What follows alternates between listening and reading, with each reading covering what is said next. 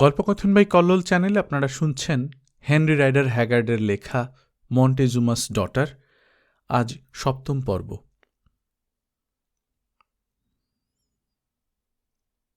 Mexico সিটিতে ঢুকে পড়ল কর্টেজ। ঢুকে কি করল সেসব ইতিহাস সবারই জানা। আমি শুধু সংক্ষেপে বলবো আমি কি দেখলাম। কর্টেজের সঙ্গে মন্টেজুমার সাক্ষাতের বিবরণ আমি দিতে পারবো না, কারণ আমি সেখানে ছিলাম না। সেজে গুজে পারিষদবর্গ নিয়ে যেতে দেখলাম তাকে। সন্ধ্যার দিকে সোনার পালকিতে চড়ে ফিরে আসতেও দেখলাম।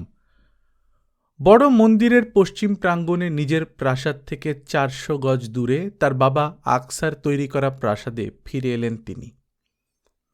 তার কিছুক্ষণ পরই দেখলাম হইহল্লা করতে করতে রাজপথ দিয়ে শহরে ঢুকল এক দঙ্গল সশস্ত্র স্প্যানিশ যোদ্ধা। কিছু এলো ঘোড়ায় চড়ে, বাকিরা মার্চ করে। সবার আগে রয়েছে কর্টেজ। তার ঘোড়ার লাগাম হাতে নিয়ে তার পাশে পাশে হাঁটছে সাদা কাপড় পরা সুন্দর এক ইন্ডিয়ান রমণী। তার মাথায় ফুলের মুকুট। ওকে দেখেই চিনতে পারলাম সেই উচ্চাকাঙ্ক্ষী মেরিনা, যে আমাকে বাঁচিয়েছিল টোবাস্কোর রক্তলোলুপ পুরোহিতদের কবল থেকে, যাকে প্রত্যাখ্যান করেছিল প্রিন্স গুয়াটেমোক। সেই মেরিনা এখন অনেক উপরতলার মানুষ।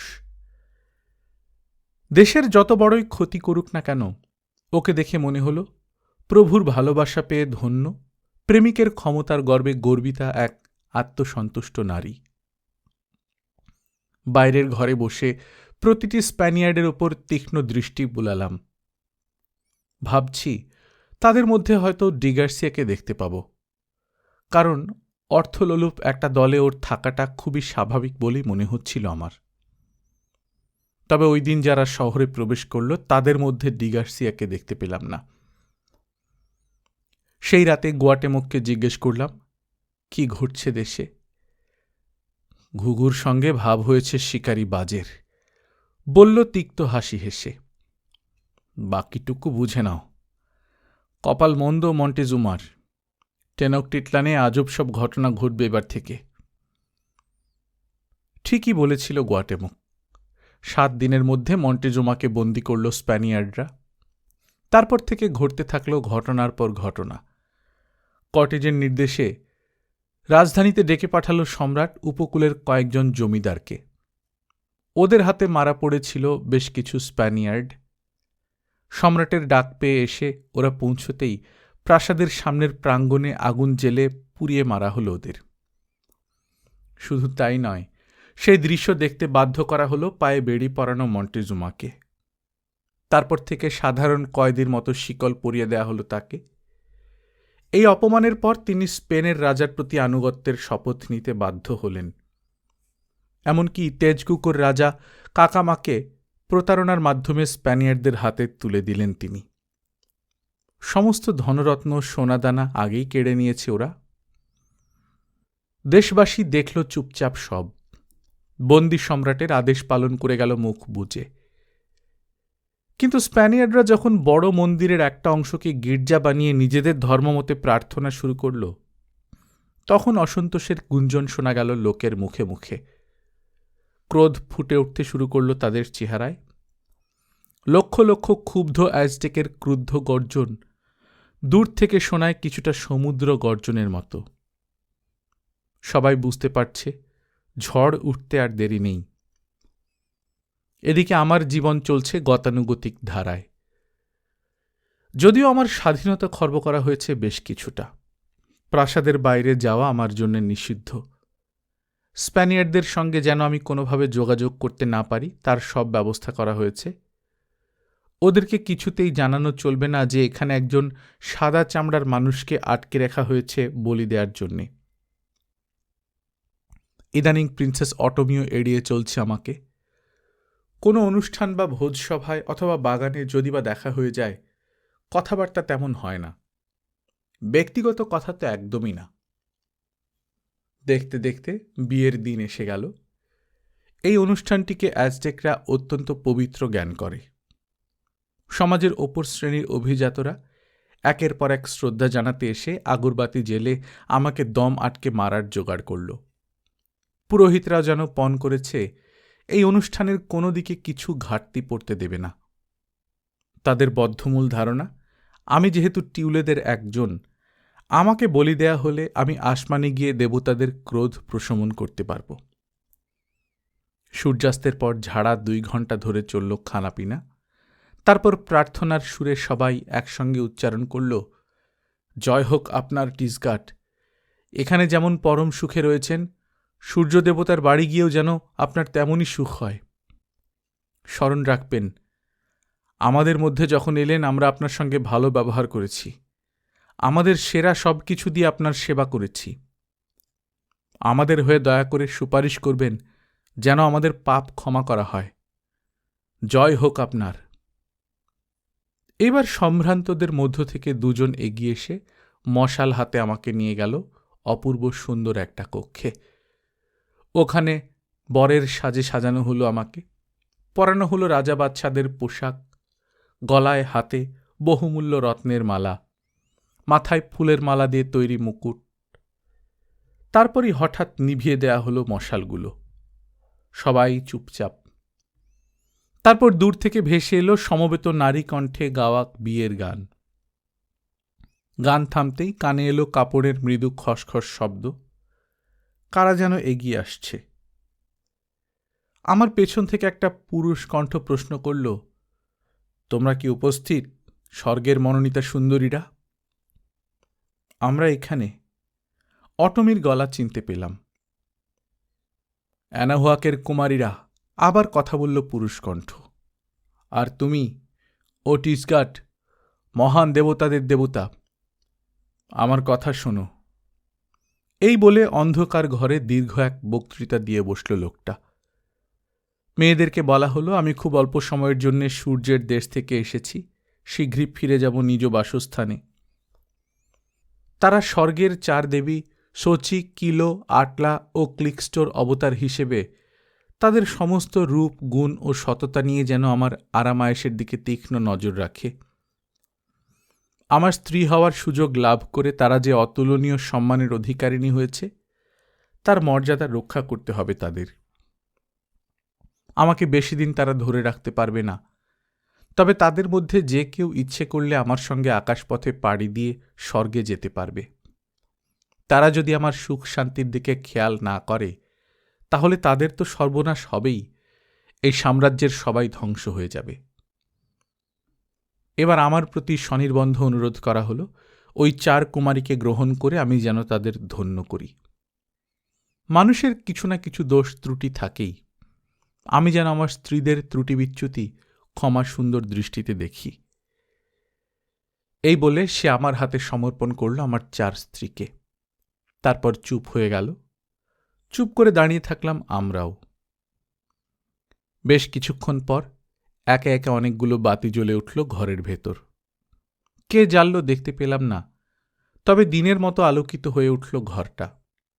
চারপাশে চেয়ে অবাক হয়ে গেলাম। আমার 4 স্ত্রী আর আমি ছাড়া ঘরে অন্য কেউ নেই। 4 জনের কপালে যে যার অবতার, সেই দেবীর প্রতীক চিহ্ন আঁকা। ওরা সবাই সুন্দরী, কিন্তু তারপরেও সত্যিকার দেবীর মতো লাগলো আমার চোখে অটমিকেই।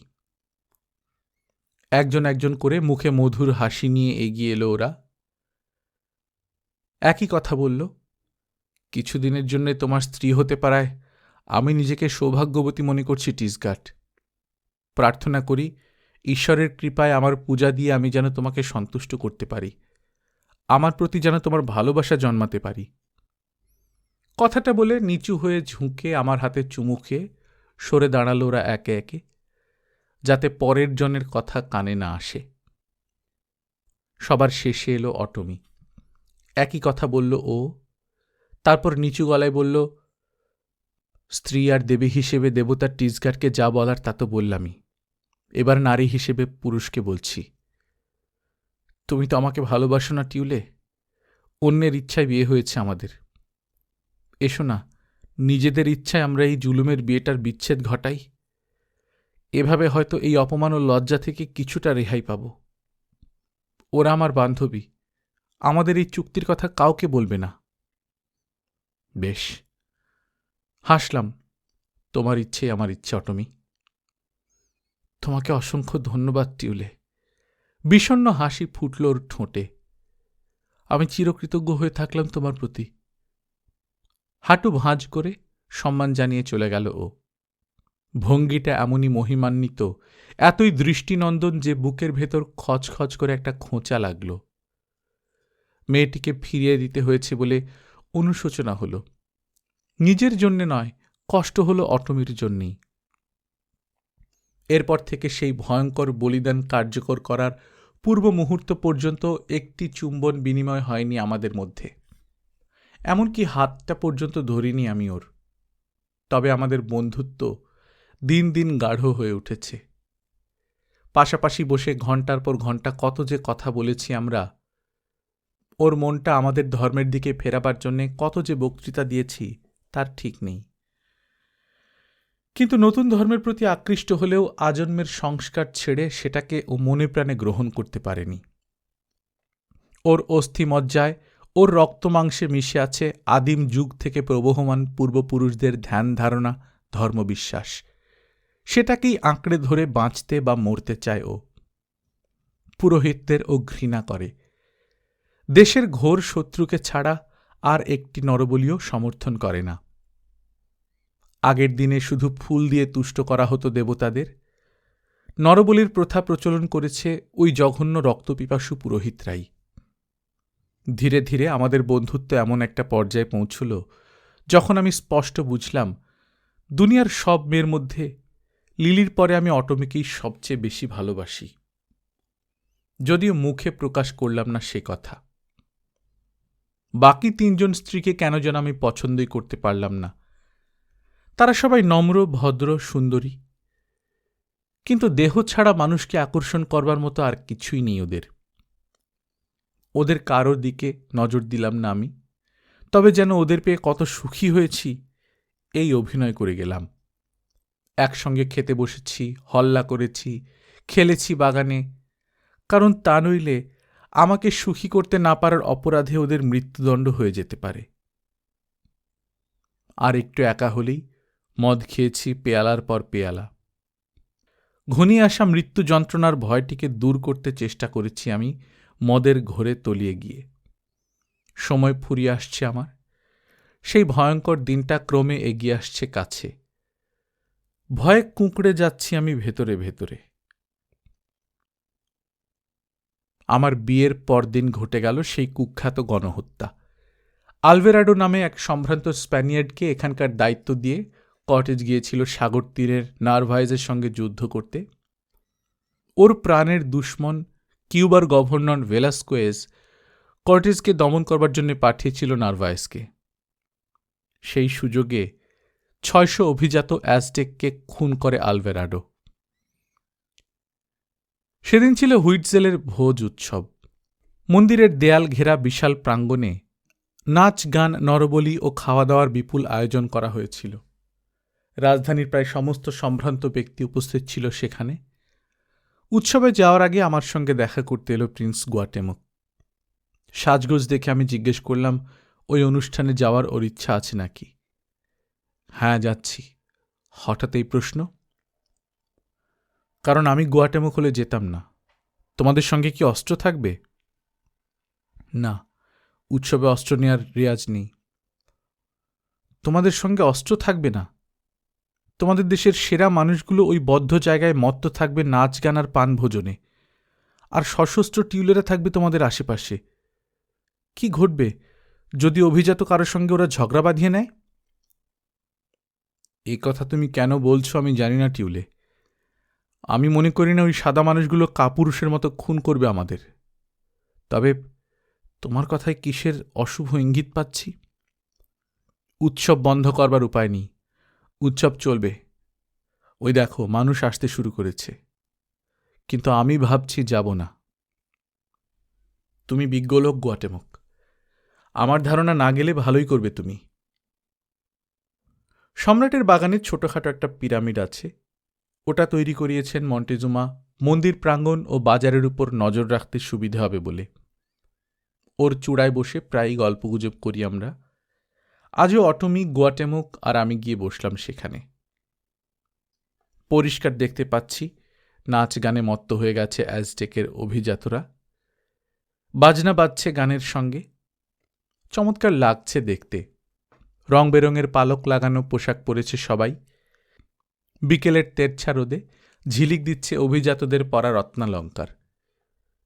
কি ঘটতে যাচ্ছে এই উৎসবমুখর সমাজপতিদের কপালে কেউ জানে না তখনও। লোকজনের মাঝখানে কোমরে ঝোলানো স্টিলের তলোয়ার আর হাতে বন্দুক নিয়ে ঘুরে বেড়াতে দেখা যাচ্ছে স্প্যানিশ সৈন্যদের। কিছুক্ষণ পর লক্ষ্য করলাম ইন্ডিয়ানদের ভিড়ের ভেতর থেকে সরে যাচ্ছে সৈন্যরা। ওরা জমায়েত হচ্ছে প্রবেশপথ আর দেওয়ালের ছায়ার কাছে। এর মানে কি বলতো, জিজ্ঞেস করলাম আমি। কিন্তু গোয়াটেমুখ উত্তর দেওয়ার আগেই দেখা গেল একজন স্প্যানিয়ার্ড সাদা রুমাল দুলিয়ে কি যেন ইশারা করল। পর মুহূর্তে প্রাঙ্গণের চারপাশ থেকে ধোঁয়া দেখা গেল। তারপর কানে এলো বন্দুকের গর্জন। একটু পরেই আবার 600 মানুষ ছিল সেখানে। প্রথমেই মারা গেল অথবা গুরুতর আহত হল জনা 50। বাকিরা ভয়ে জড়সড় হয়ে দাঁড়িয়ে পড়ল। এইবার তলোয়ার বের করে রণহুঙ্কার ছেড়ে ঝাঁপিয়ে পড়ল স্প্যানিয়ার্ডরা বেসামরিক নিরস্ত্র ভদ্রলোকদের ওপর। অ্যাজটেকদের কেউ ভয়ে ছোটাছুটি করল, কেউ জায়গায় দাঁড়িয়ে রইল, কিন্তু বাঁচতে পারল না কেউই। গেট বন্ধ করে দিয়ে জবাই করল ওরা প্রতিটা মানুষকে। 10 মিনিটেই স্তব্ধ হয়ে গেল গোটা প্রাঙ্গণ। যারা জখম হয়েছিল তাদেরকেও খুন করে মৃতদেহ থেকে মূল্যবান অলঙ্কারগুলো খুলে নিল ওরা। গোয়াটেমুকের দিকে ফিরে বললাম, ওখানে না গিয়ে ভালোই করেছ মনে হচ্ছে। জবাব দিল না গোয়াটেমুক। বিস্ফারিত দৃষ্টিতে দেখছে লাশগুলো আর তাদের হত্যাকারীদের। শুধু অটমি তিক্ত কণ্ঠে বলল, তোমরা খ্রিস্টানরা সত্যিই মহান, অতি সভ্য জাতি। নরবলি ঘৃণা করো তোমরা, পূজা করো প্রেমের দেবতার। আতিথেয়তার উপযুক্ত মর্যাদার প্রতিদান দিতে জানো। এবার মনে হয় বাবা খুব খুশি হবেন তার অতিথিদের ওপর। ইস, আমি যদি ক্ষমতায় থাকতাম, এই মুহূর্তে সবাইকে ধরে ধরে আমি বলি দেওয়ার হুকুম দিতাম। আমাদের ধর্মের সমালোচনা করো টিউলে, তোমার ধর্মের রীতিনীতি আচার আচরণও পরিষ্কার দেখে নিলাম আজ নিজের চোখে। আমার মুখ দিয়ে একটা শব্দও বের হল না। এখন একটাই রাস্তা খোলা রইল আমার সামনে। মৃদু কণ্ঠে বলল গোয়াটেমুক, প্রতিশোধ। মেয়ে মানুষ হয়ে গেছে মন্টেজুমা, ওকে আর মানি না আমি। প্রয়োজনে নিজের হাতে খুন করব আমি ওকে। শেষ করে দিল লোকটা আমাদের। তবে এখনো 2 জন অন্তত রয়েছি, আমার চাচা কুইটলাহু আর আমি। চললাম, সেনাবাহিনী রাখবো আমি এবার। এই বলে নেমে গেল সে পিরামিড থেকে। সারারাত মৌমাছির গুঞ্জনের মতো শব্দ শোনা গেল। গোটা শহরটাই যেন উত্তেজিত মৌচাক।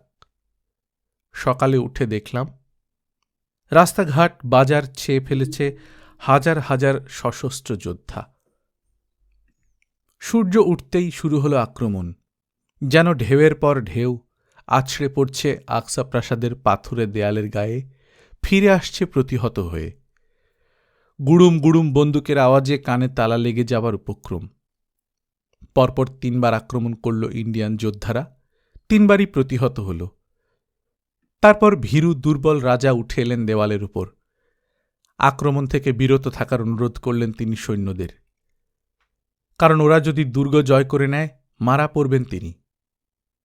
এই চরম পরিস্থিতিতেও মন্টেজুমার নির্দেশকে সম্মান দেখালো যোদ্ধারা। এমনই ভক্তি ওদের সম্রাটের ঐশ্বরিক ক্ষমতার উপর। সঙ্গে সঙ্গে আক্রমণ বন্ধ করল ওরা, তবে এর বেশি আর কিছুই নয়। আক্রমণ বন্ধ করলেও জায়গা ছেড়ে নড়ল না, দাঁড়িয়ে থাকল যার যার অবস্থানে। ইতিমধ্যে মারা পড়েছে শত শত অ্যাজটেক যোদ্ধা, তবে ক্ষতিটা একতরফা নয়। অনেক লাস্কালান যোদ্ধা আর বেশ কিছু স্প্যানিয়ার্ড ধরা পড়েছে ওদের হাতে। বন্দীদের ব্যবস্থা করা হলো দ্রুততার সঙ্গে। কাল বিলম্ব না করে পিরামিডের ওপর মন্দিরে নিয়ে যাওয়া হলো তাদের। তারপর প্রাসাদের ভেতর থেকে চেয়ে থাকা স্প্যানিয়ার্ডদের চোখের সামনেই বলি দেয়া হলো দেবতাদের উদ্দেশ্যে। এদিকে নার্ভাইসকে পরাজিত করে পরাজিত সৈন্য এবং আরও লোক লস্কর নিয়ে ফিরে এলো কর্টেজ। তাদের মধ্যে একজনকে চিনতে পেরে রীতিমতো চমকে উঠলাম আমি। কর্টেজকে আকসা প্রাসাদে ঢুকতে বাধা দিল না কেউ। পরদিন মন্টেজুমার ভাই পালাপানের রাজা কুইটলাহুয়াকে মুক্তি দিল ওরা। তিনি উত্তেজিত জনগণকে শান্ত করবেন এই আশায়। কিন্তু কুইটলাহুয়া কাপুরুষ নন। মুক্ত হয়েই প্রভাবশালী নেতৃস্থানীয়দের ডেকে পাঠালেন পরামর্শের জন্যে।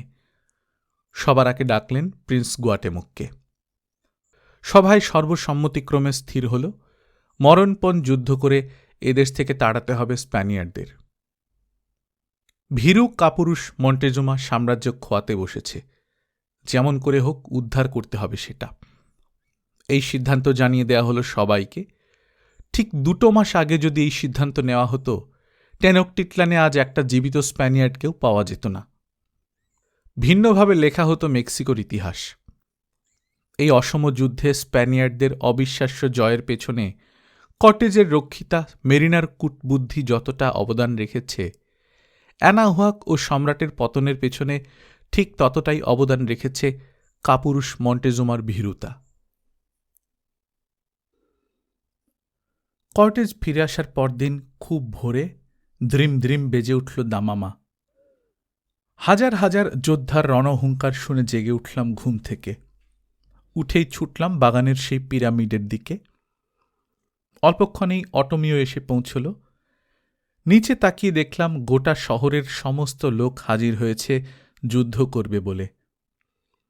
বাজার, রাস্তাঘাট, মন্দির প্রাঙ্গণ আর বড় ময়দানে গিজগিজ করছে মানুষ আর মানুষ। কেউ গুলতি নিয়ে এসেছে, কেউ এনেছে তীর ধনুক, কারো হাতে বল্লমের মাথায় তামার ফলা, কারো গদায় বসানো ধারালো কাঁচ, গরিব লোকের হাতে পুড়িয়ে শক্ত করা লাঠি, কারো শরীরে সোনার চেন দিয়ে তৈরি বর্ম, কেউ পরেছে তুলো ভরা পুরু পোশাক, মাথায় শোভা পাচ্ছে পিউমা, সাপ বা নেকড়ে বাঘের আদলে তৈরি করা কাঠের শিরস্ত্রাণ। তবে বেশিরভাগ মানুষের পরনেই শুধু কোমরে জড়ানো ছোট্ট এক টুকরো কাপড়। প্রতিটা বাড়ির ছাদে, এমনকি পিরামিডের মাথায় অ্যাজটেক মন্দিরেও ভিড় করে আছে মানুষ। ওদের কাজ ওখান থেকে স্প্যানিয়ার্ডদের উপর বড় বড় পাথর বর্ষণ করা। প্রাসাদ প্রাচীরের অন্য পাশে পরিষ্কার দেখতে পাচ্ছি ছোটাছুটি করে আত্মরক্ষার প্রস্তুতি নিচ্ছে বর্মপরা স্প্যানিয়ার্ডরা। কিছুক্ষণ পরেই তীক্ষ্ণ শিঙাধ্বনি ভেসে এলো মন্দির থেকে।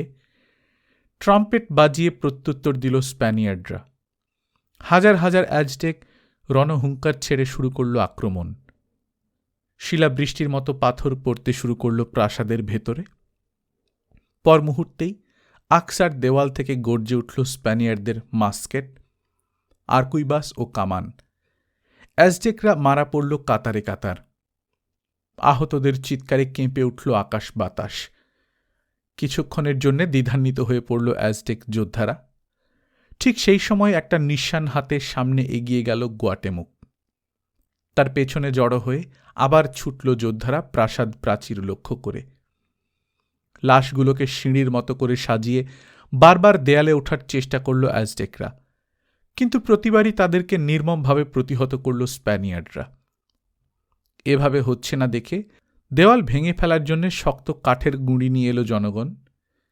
কিন্তু প্রাচীর ভেঙে সেই ফাঁক গলে যখন ওরা সার বেঁধে ঢুকতে শুরু করল, কামান দাগল স্প্যানিয়ার্ডরা। এক এক গোলায় খুন হল কয়েক 20 অ্যাজটেক। এবার আগুনের তীর মারতে শুরু করল যোদ্ধারা, কিন্তু পাথরের প্রাসাদে কোথাও আগুন ধরানো গেল না। একটানা 12 ঘণ্টা চলল যুদ্ধ। সন্ধে পেরোতেই ঝপ করে নেমে এলো পাহাড়ি রাত। থেমে গেল যুদ্ধ। অসংখ্য বাতি দেখা যাচ্ছে শুধু। শহরের মানুষ খুঁজছে তাদের ঘনিষ্ঠদের লাশ। থেকে থেকে মহিলাদের বিলাপ কানে আসছে, আর আসছে মৃত্যু পথযাত্রীদের গোঙানি ও আর্তচিৎকার। পরদিন সকালে আবার শুরু হল যুদ্ধ। কৌশল পরিবর্তন করল কর্টেজ। দেওয়ালের উপর বন্দুকধারিত থাকলই দমকে দমকে প্রতিপক্ষমূলক আক্রমণ চালাল সে। নিজ দলের বেশিরভাগ অশ্বারোহী ও পদাতিক যোদ্ধাকে নামাল সে এবার। আর সেই সঙ্গে কয়েক হাজার লাস্কালান সেনা তো আছেই। একবার এক এক দিকে ছুটে গেল ঝটিকা বাহিনী, পেছন থেকে তুমুল গোলাগুলি ছুঁড়ে তাদের সহায়তা দিল গোলন্দাজরা। কাছে পিঠের প্রতিটা বাড়িতে আগুন লাগিয়ে দিল ওরা, যেন পাথর ছোঁড়ার কাজে ওগুলোর ছাদ আর ব্যবহার করা না যায়। ওদের এই একত্রীভূত তীব্র আক্রমণ আর প্রতিহত করতে পারল না অ্যাজটেকরা। দাও দাও করে জ্বলে উঠল বাড়িগুলো, ধোঁয়ায় ছেয়ে গেল আকাশ। প্রতিটা বাড়ি যেন হয়ে উঠল মাউন্ট পোপোর জ্বালামুখ। তবে আকসার গেট দিয়ে যারা বেরিয়ে গেল তারা সবাই ফিরতে পারল না। প্রাণের মায়া না করে অ্যাজটেকরা ঘোড়া থেকে টেনে নামিয়ে নিল বেশ কিছু স্প্যানিয়ার্ডকে। পদাতিকও ধরা পড়ল অনেক। তাছাড়া চিরশত্রু লাস্কালানরা তো আছেই।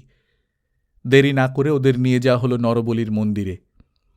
সৈন্যদের সঙ্গে ধরা পড়েছে একটি হতভাগ্য ঘোড়া, আর সব বন্দির সঙ্গে তাকেও টেনে হিঁচড়ে তোলা হলো পিরামিডের মাথায়। তারপর প্রাসাদ প্রাঙ্গণ থেকে ভীত দৃষ্টিতে চেয়ে থাকা স্প্যানিয়ার্ডদের চোখের সামনে সঙ্গীদের বলি দেওয়া হলো হুইটসেলের বেদিতে। ভয়ে কাঁপতে থাকা ঘোড়াটারও একই দশা হল। সারাটা দিন ধরে নিচে আকসার সামনে চলল যুদ্ধ, আর পিরামিডের উপর চলল বন্দি হত্যা। রক্তে লাল হয়ে গেল বেদি। কিছুক্ষণ পরপর ভেসে এলো বন্দীদের মরণ চিৎকার। সন্ধ্যের পর থেমে গেল যুদ্ধ, কিন্তু নরবলির কাজ চলল গভীর রাত পর্যন্ত।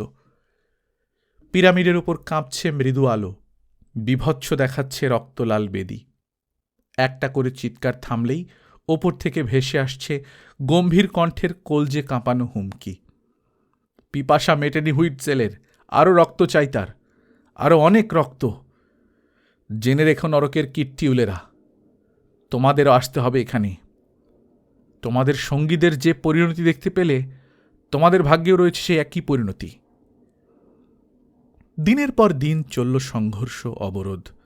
হাজার হাজার অ্যাজটেক মারা গেল। স্প্যানিয়ার্ডরা রসদের অভাবে কাতর হয়ে পড়ল।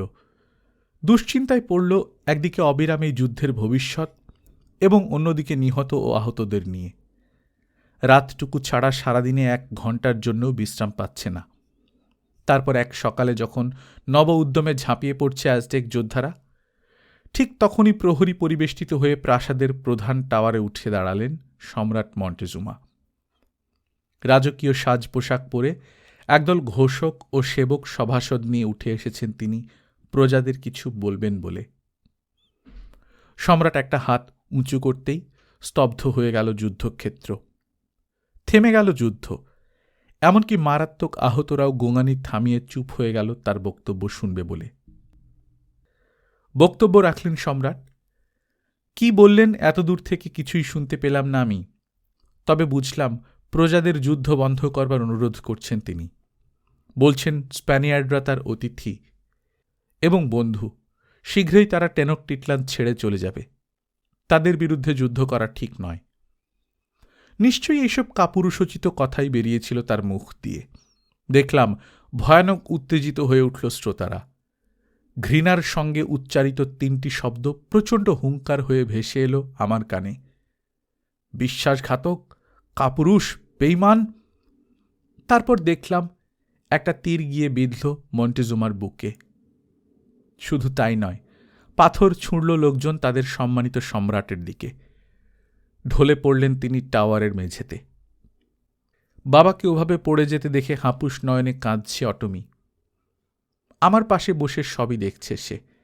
হাত ধরে ওকে নিয়ে গেলাম প্রাসাদে। দেখলাম এইমাত্র ফিরে এসেছে প্রিন্স গুয়াটেমক। অত্যন্ত উত্তেজিত হয়ে রয়েছে সে, হাতে একটা ধনুক। সম্রাট কি মারা গেছেন? জিজ্ঞেস করলাম আমি। আমি জানি না, উত্তরে বলল ও, আর আমি পরোয়াও করি না। পাগলাটে হাসি হেসে ফিরল অটমির দিকে। ইচ্ছে করলে আমাকে অভিশাপ দিতে পারো বোন। ওই তীরটা আমি মেরেছিলাম। ভীরু বেঈমান রাজা যদি তাতে মারা গিয়ে থাকে, উপযুক্ত শাস্তি হয়েছে তার। কান্না থামিয়ে মাথা উঁচু করল অটমি। আমারও তাই মনে হয় গুয়াটেমক। এই শাস্তি তোমার নয়, ঈশ্বরের হাত থেকে এসেছে বলেই আমার বিশ্বাস। তবে আপন চাচাকে হত্যা করার অপরাধে আমার ধারণা তোমাকেও শাস্তি পেতে হবে ওই ঈশ্বরের তরফ থেকেই। তা হতে পারে, বলল গুয়াটেমক। তবে বিশ্বাসঘাতক হিসেবে মরতে পারব না আমি। আমার দিন ফুরিয়ে গেছে। আগামীকালই আমাকে শোয়ানো হবে নরবলির পাথরে, বের করে নেওয়া হবে হৃৎপিণ্ড। অবতার হিসেবে আজই আমার শেষ দিন। যুদ্ধ বিগ্রহে মেতে থাকলেও, আহত নিহতদের জন্য শোকে দুঃখে কাতর হলেও আগামীকালকের কথা ওরা ভোলেনি কেউ। রাতে আমার সম্মানে বিরাট ভোজের আয়োজন করা হল। মাথায় ফুলের মুকুট পরে প্রিয়তমা স্ত্রীদের নিয়ে হাজির থাকতে হবে আমাকে রাজসভায়। কারণ কুইটলাহুয়া ও জীবিত অন্যান্য রথী মহারথী সমাজপতিরা আজ দেবতার অনুগ্রহ প্রার্থনা করবেন আমার মাধ্যমে। মহা সমারোহে উৎসবের আমেজ নিয়ে ভোজের আয়োজন করা হয়েছে, কিন্তু কারো মুখে কোনো খুশির ছাপ দেখলাম না। প্রায় প্রত্যেকেই হারিয়েছে ঘনিষ্ঠ আত্মীয় বন্ধু, হাজার হাজার তরুণ যোদ্ধা মারা পড়েছে বেসুমার। অথচ স্প্যানিয়ার্ডরা এখনও বহাল তবিয়তে প্রাসাদের দখল বজায় রেখেছে।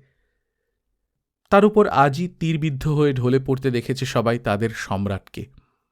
সবার মনেই আশঙ্কা, ঈশ্বরের প্রতিনিধি সম্রাটকে খুন করার ফলে ভয়ঙ্কর শাস্তি নেমে আসবে এবার তাদের উপর। একসময় শেষ হল আনুষ্ঠানিকতা। সবার কাছ থেকে বিদায় নিয়ে চলে গেলাম নিজের ঘরে। মনটা বিষাদে ছাওয়া। কোনো আশা নেই, ভরসা নেই। এদের হাত থেকে নিষ্কৃতি পাওয়ার কোনো পথ নেই। গুরু ফসেকার কথা না শুনে প্রতিশোধ নেয়ার জন্য ডিগার্সিয়ার পেছনে দৌড়াতে গিয়েই আজ আমার এই অবস্থা। কোথায় গেল সেই প্রতিশোধ নেওয়া? বরং আমারই হৃৎপিণ্ড ছিঁড়ে নিয়ে উৎসর্গ করা হবে আগামীকাল শয়তানের উদ্দেশ্যে। প্রতিহিংসার পথ ছেড়ে সেদিন বাড়ি ফিরে গেলে আজ লিলিকে নিয়ে সুখে দিন কাটত আমার ডিচিংহামে। চোখ ফেটে পানি এলো। কিছুক্ষণ ফুঁপিয়ে ফুঁপিয়ে কাঁদলাম। তারপর আধো ঘুম আধো জাগরণে পাহাড়ি পথ ধরে চার্চের পাশ দিয়ে হেঁটে চলে গেলাম ডিচিংহাম লজের বাগানে। হাওয়া পেয়ে ফিসফিস করে কী সব বলছে যেন গাছের পাতাগুলো। আমাদের ফল বাগানের সুগন্ধ এলো নাকে। দেখলাম চাঁদের আলোয় ভেসে যাচ্ছে আমাদের গ্রামের মাঠ ঘাট, ঝিলমিল করছে নদী। ওই তো ভেসে আসছে নাইটিঙ্গেলের মধুর ডাক। আরও কিছুটা এগিয়ে পাহাড়ে ডিঙাবার আগে মেয়েলি গলা শুনে কান পাতলাম। দুঃখের গান গাইছে কে যেন। গানের কথাগুলো শুনে কেমন যে লেগে উঠল বুকের ভেতরটা। মেয়েটা গাইছে, সেই যে কবে চলে গেল মানুষটা দেশান্তরে, কই ফিরে তো এলো না, অপেক্ষার দিন কি আর কাটতে চায়। আপেল গাছের ফাঁক দিয়ে টিলা থেকে নেমে আসছে সাদা পোশাক পরা কেউ। ধীর পায়ে এগিয়ে এলো মেয়েটা আমার দিকে। চিনতে পারলাম, ওই তো আমার লিলি। ওর চেহারায় রাজ্যের বিষাদ। এখন আর গান গাইছে না। কাছাকাছি এসে ডাইনে ঘুরে আমাদের ফুলবাগানের ছোট্ট গেটের দিকে চলে গেল ও। আমাকে দেখতেই পেল না। কপালে ঠোঁটের স্পর্শ পেয়ে চমকে জেগে উঠলাম। লিলি ভেবে জড়িয়ে ধরলাম অটমিকে। তারপর ভুল ভেঙে যেতেই নিদারুণ হতাশ হয়ে মুক্ত করলাম বাহুবন্ধন। আমার মনের ভাব টের পেয়ে করুণ এক চিলতে হাসি ফুটল অটমির ঠোঁটে। তোমার সঙ্গে একা দুটো কথা বলবো বলে এসেছিলাম, বলল অটমি।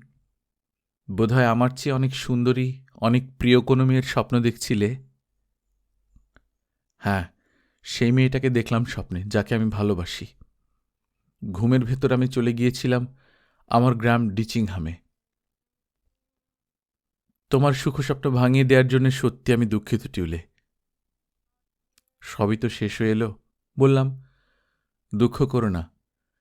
আর কয়েক ঘন্টা যার আয়ু, হাজার হাজার মাইল দূরের প্রেমিকার স্বপ্ন দেখা তার জন্য সুখের কিছু নয়। আচ্ছা বলো তো টিউলে, তোমাকে ঠিক কতটা ভালোবাসে সেই মেয়েটি? ও কি পাশি থেকে তোমার সঙ্গে বলিদানের পাথরে আত্মাহুতি দিত? বললাম, না, আমাদের দেশে সহমরণ কিংবা প্রেমিক বা স্বামীর সঙ্গে আত্মাহুতি দেওয়ার রেওয়াজ নেই। ওরা হয়তো মনে করে বেঁচে থেকে আবার একটা বিয়ে করাই বুদ্ধিমতির কাজ, বলল অটমি নরম গলায়। কিন্তু চাঁদের আলোয় আমি দেখলাম জলজল করছে ওর চোখ জোড়া, ভাবাবেগে কাঁপছে সর্বাঙ্গ। এসব অর্থহীন কথাবার্তা ভালো লাগছে না অটমি, বললাম আমি নীরস কণ্ঠে। শোনো, তুমি যদি সত্যি আমার ভালো চাইতে তাহলে এই নির্মম হত্যাকাণ্ড থেকে অনায়াসে বাঁচাতে পারতে আমাকে, কিংবা গুয়াটেমোককে বলে ঠেকাতে পারতে ওদের। তুমি মন্টেজুমার মেয়ে, এতগুলো মাস চলে গেল, তাকে দিয়ে হুকুম জারি করাতে পারতে যে আমাকে মারা যাবে না। কি পারতে না? তুমি কি ভেবেছ আমি কিছুই করিনি? রেগে গেল অটমি। জেনে রেখো টিউলে, গত কয়েকটা মাস সাধ্যের অতীত চেষ্টা করেছি তোমাকে বাঁচাবার জন্যে। বাবা ওদের হাতে বন্দী হওয়ার আগ পর্যন্ত প্রতিদিন ধর্ণা দিয়েছি তার কাছে। এত পীড়াপিড়ি করেছি যে শেষে বিরক্ত হয়ে আমাকে তাড়িয়ে দিয়েছে বাবা তার সামনে থেকে। পুরোহিতদের ঘুষ দেওয়ার চেষ্টা করেছি। গুয়াটেমোকের সঙ্গে কথা বলে কিভাবে তোমাকে উদ্ধার করা যায় সেই রাস্তা বের করবার চেষ্টা করেছি। সর্বান্তকরণে সাহায্য করতে রাজি ছিল ও, কারণ সত্যি তোমাকে ভালোবাসে গুয়াটেমোক। একটা পথ আমরা বের করেই ফেলতাম, যদি না ওই বদমাস টিউলেগুলো এসে হাজির হতো, যদি না যুদ্ধাবস্থা বিরাজ করত দেশে। এখন এই শহর থেকে পালাবার সব পথ বন্ধ।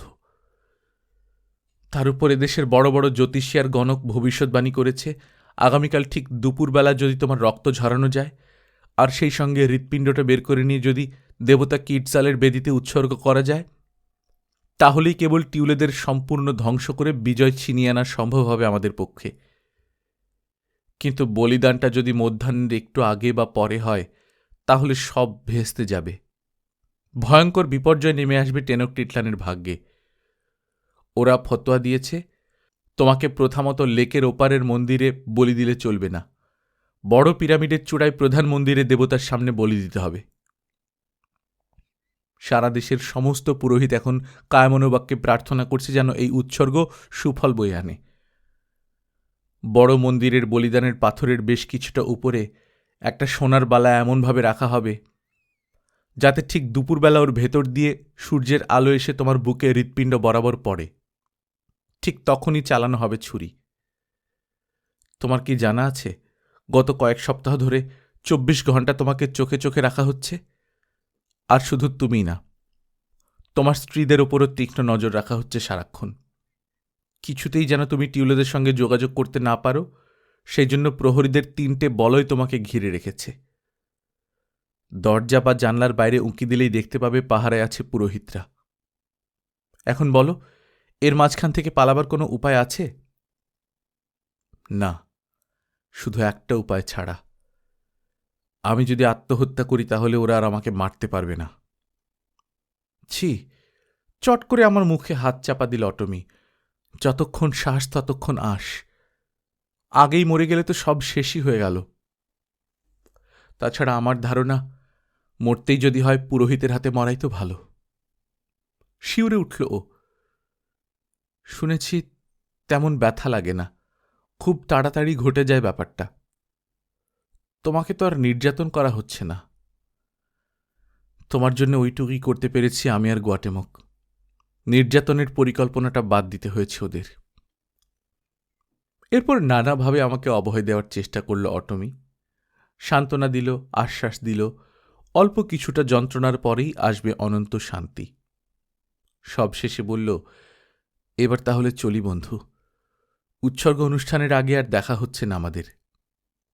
যা ঘটবেই তাকে আত্মসম্মান বজায় রেখে সাহসের সঙ্গে মোকাবেলা করো, এই আমার অনুরোধ। এই বলে আমার মাথাটা বুকে টেনে নিয়ে কপালে চুমো দিল অটমি, তারপর চলে গেল ঘর ছেড়ে। দুলে উঠল পর্দা, আঁধারে মিলিয়ে গেল রাজকুমারী। কিন্তু অনুভব করলাম আশ্চর্য এক প্রশান্তি চলে এসেছে আমার মধ্যে। অদ্ভুত এক নৈঃশব্দ যেন ঘিরে রেখেছে আমাকে। পার্থিব চাওয়া পাওয়া, ভয় ভাবনা, সুখ বেদনা সব যেন অনেক দূরের ব্যাপার। সেসব আর কাছে আসতে পারছে না নিরাপত্তা বেষ্টনী ভেদ করে। কৃতজ্ঞ বোধ করলাম আমি মেয়েটির প্রতি। মনে মনে স্থির করলাম, যত কষ্টই হোক কাপুরুষের মতো চিৎকার কান্নাকাটি করব না। এই বর্বর জাতি কিছুতেই যেন একজন ইংরেজকে দুর্বল বা ভীরু ভাবতে না পারে। অতীতের সব মানুষ মারা গেছে, যারা আছে তারাও মরবে, কেউ বেঁচে থাকবে না।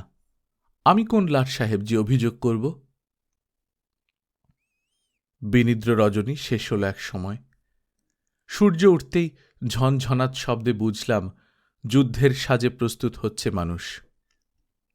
দিন দিন বাড়ছে অ্যাজটেকদের আক্রমণের তীব্রতা।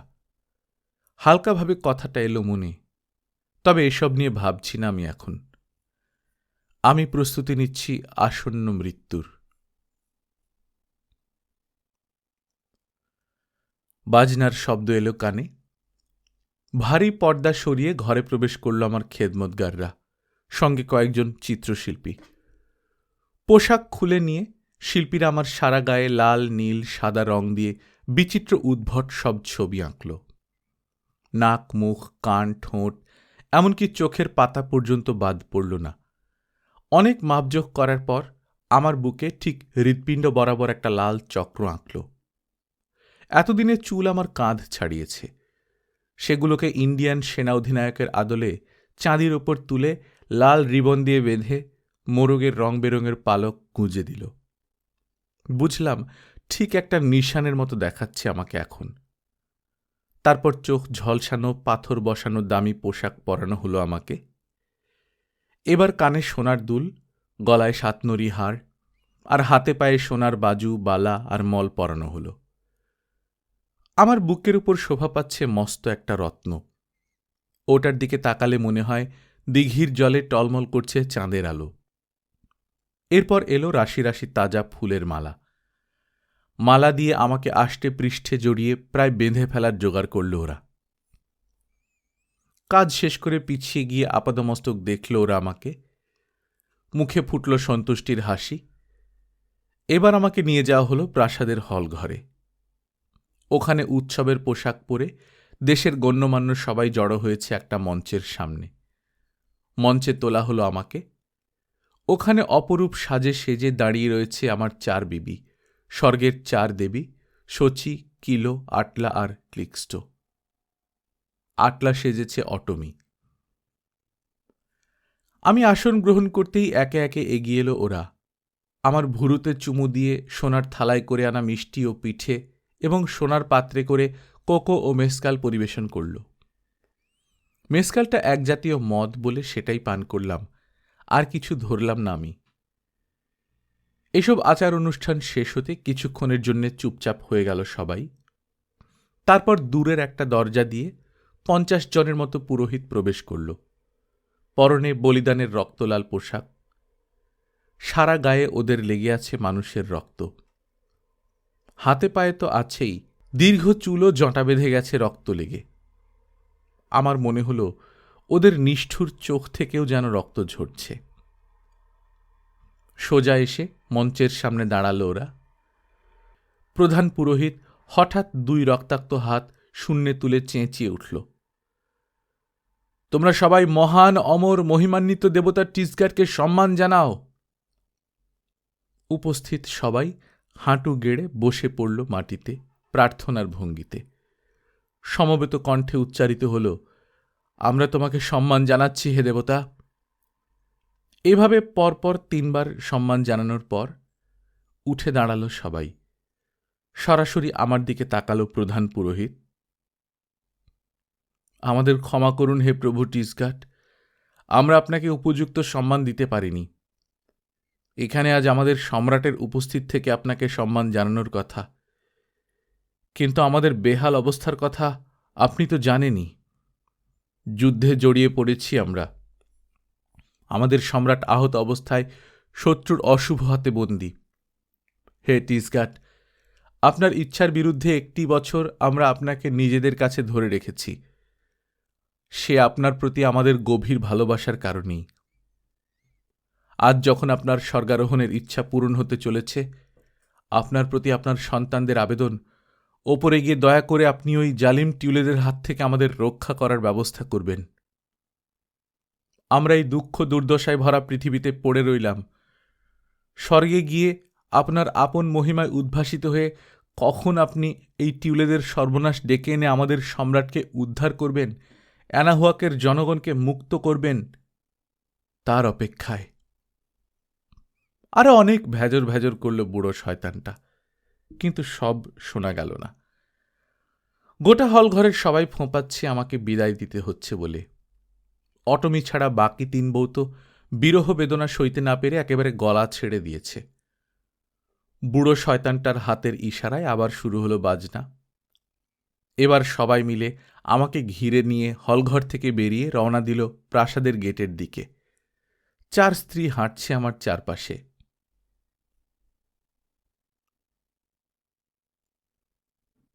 গল্পকথন বাই কল্লোল চ্যানেলে আপনারা শুনছিলেন হেনরি রাইডার হ্যাগার্ডের লেখা মন্টেজুমাস ডটার। আজ 7ম পর্ব। আমরা নিয়মিত গল্প পাঠ করে শোনাচ্ছি। আপনারা যারা প্রথমবারের মতো শুনছেন, কাইন্ডলি সাবস্ক্রাইব করে নেবেন। গল্প পাঠ ভালো লাগলে বন্ধুদের সঙ্গে শেয়ার করবেন।